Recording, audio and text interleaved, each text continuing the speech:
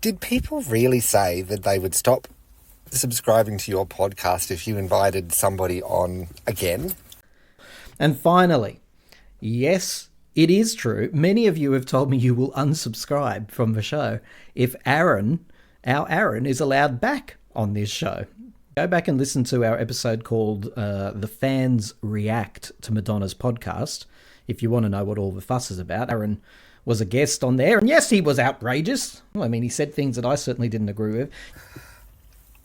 Did people really say that they would stop subscribing to your podcast if you invited somebody on again? Really? I mean, I'll be honest, there's times when I've listened to your show and I've thought to myself, God, that person's an idiot. But I'd never send you a message and say, hey, I'm never listening again if you invite them on. That's just silly.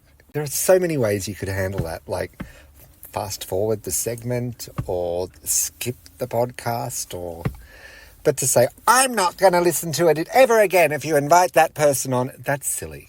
And friends, if you do need to unsubscribe because of Aaron, then go ahead. Aaron will be back if he wants to return. He hasn't said he wants to come back. Who knows? He will be invited, though. This show is an open platform. If you have been listening for a long time, you'll know that. If you're a fairly new listener, this is not the sycophantic podcast where only polite things are said in the hope that the host will one day interview their idol.